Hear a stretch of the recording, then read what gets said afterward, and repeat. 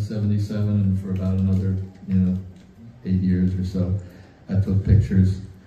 I was eventually welcomed into the writers' community when they somebody finally overcame their suspicion that a middle-aged white man taking pictures on the platforms could he be anything other than an undercover cop? And so finally somebody approached me, and I said, no, this is what I'm doing. I'm taking pictures. Rest his soul, Tony Silver came to Henry about the movie Style Wars, and I guess initially, right, it was about breakers.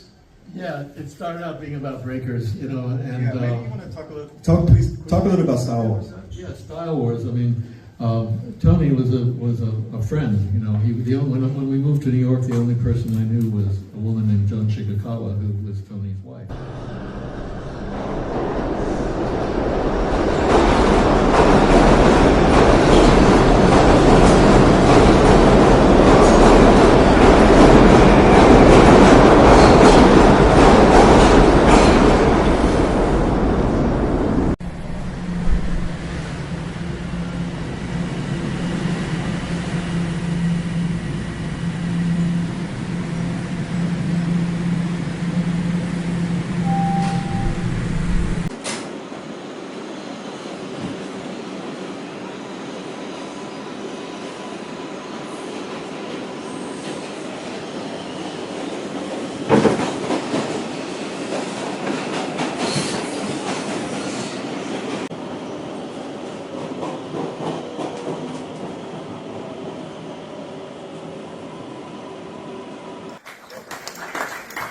My dear friend, and if you don't mind me saying my dear elder as well, a respected elder that we learned from, I want to pass it on to Henry really, and thank you once again. You tell the truth. Thank you, Mohammed.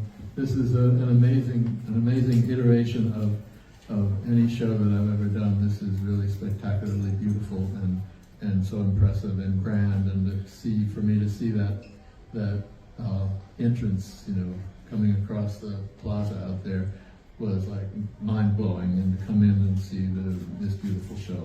Thank you so much, and to all the people who have supported it, and all the institutions who have supported it. And to me, my whole story with it begins when New York was at the bottom, and going down the drain. It was only a couple of years before the President of the United States said, "There's no more money for you, New York, you're finished."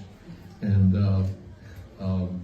it was, the middle class was fleeing, and the Bronx was burning, and East New York was burning, and it was pretty terrible, and it was a little scary to go there. So, but all of our mentors, my wife is in the theater, and I was making sculpture, and our mentors were saying, "Yeah, but you have to go to New York if you want to know what the culture is. That's where the art culture is. You just have to go there, but a little scary, and get mugged and stuff."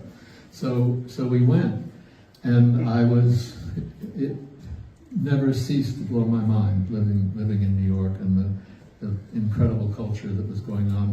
We got there in 70, 72, 73, and there was already graffiti there was a gallery, and there were the artists who had been painting the trains were in this gallery, and I wanted to take pictures of it to show my friends outside of New York. See, New York's not so bad. In fact, it's very exciting. So this is why we came. We wanted to, So when I finally figured out that you could go outside and take pictures in the light, and you didn't have to try to take it in the tunnels, I just started, and I never stopped. I started in '77, and for about another, 8 years or so, I took pictures. I was eventually welcomed into the writers' community when they somebody finally overcame their suspicion that a middle-aged white man taking pictures on the platforms could he be anything other than an undercover cop? And so finally somebody approached me, and I said, no, this is what I'm doing. I'm taking pictures. And from that point, he introduced me to people at the writer's bench, and that included, if not exactly Mayor, it was your brother, somebody in your family was there, and Cal, yeah.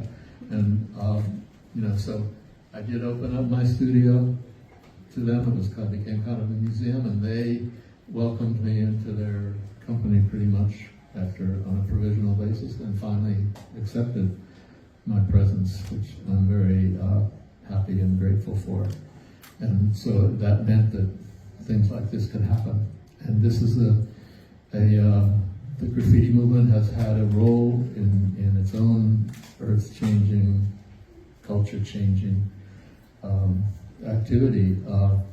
I think there was nothing before, and I think that the young kids living in the devastated city that was New York, with no way of expressing themselves and no way of testing themselves to become excellent in some kind of activity, whether it be dance, art, or music, or anything else, in fact, kind of began with their apprenticeship in riding on the trains.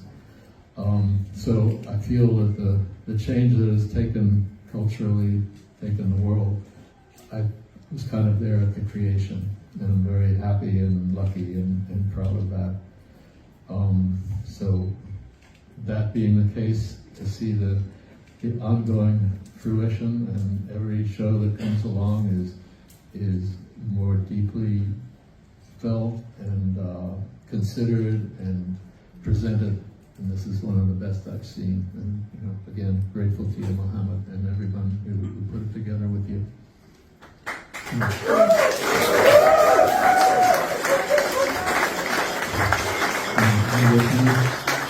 With me is Carlos Mayer, and we've known each other since 77, 78. I had hair back then. So did I. A little bit. Well, Mohammed, and I'll just reiterate the gratitude for the advocacy and support of Henry's work, which is so vital, has proven to be very vital, not just to us, but to society at large, those who may be interested in art or not. There are human stories behind the art that are quite fascinating, and of course the backdrop of a broken city, a war-torn city. He managed to, most importantly, see us, but also allow us to see ourselves. And I think that was one of the things that the photography did for us. It kind of validated us in our effort. And of course, because he was an artist, I think people aren't quite aware how prolific he was as a sculptor, a very good sculptor, and he had a life before graffiti, but he was so compelled to document something that was so fleeting. And it wasn't just the art that was fleeting, there were communities that were fleeting, they were on fire, and lives were being lost to drugs and violence. And, for many of us who were writing, graffiti saved our lives, but I think, part of salvation was the advocacy, your open door, and that we got to look through the portfolios and see what our peers were doing. We had communication with him when things, we painted something last night, go out, get it, you got it. You really, when I talk about salvation, there is an emotional salvation, for those of us who, wanted a friend, somebody like Henry who was unlikely, like you said, who's this guy? Is he a detective? He said, no, he's an artist like us, but from a different space.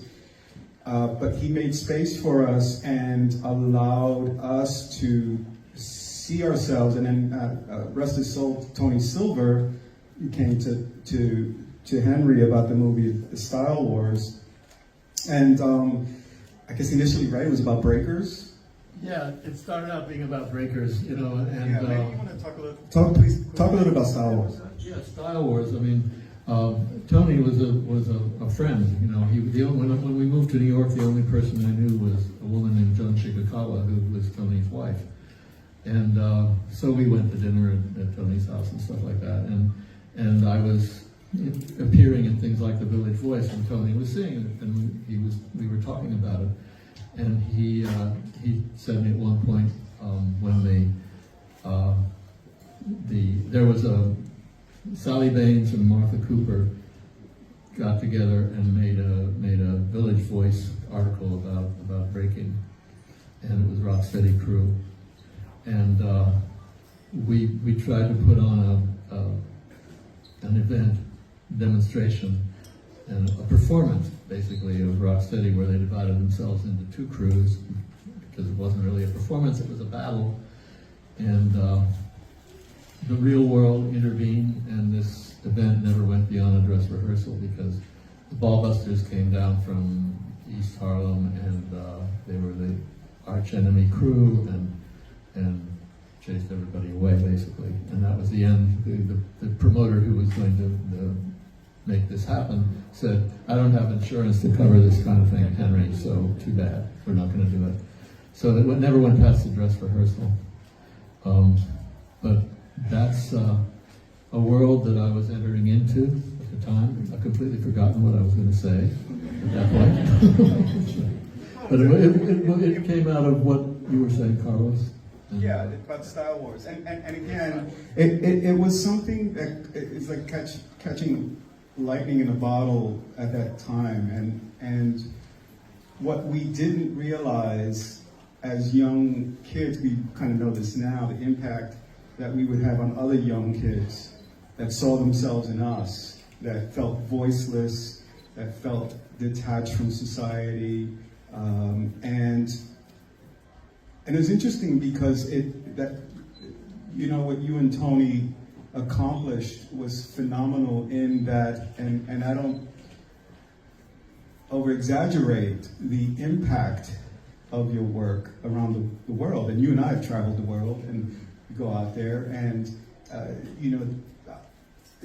can just by raising your hands, how has Henry affected your work, your life through the books and the films, right? You guys are writers, and that this will be now and forever. And what a legacy to have, and just quite phenomenal that now and forever graffiti has won and earned its space. And this is kind of the kind of testimony, because you guys created space for it. Right? And then who knows in this room or in this community that will rise in such a spectacular way to, carry this forward, so to speak. And so in all the years, and I'm just to say this, because all the years I've known you and done things with you, this moment right now, it's really important because it's such an epic story that is finally getting its recognition, and your work is it's had its recognition, but at this level where matters most, because it's something that in a world that's so divided and communities is so divided, we have a common interest and passion amongst all of us, and that's why we showed up, right? And that is the power of your artistic creativity with the photography, your care for us, and so thank you. Yeah.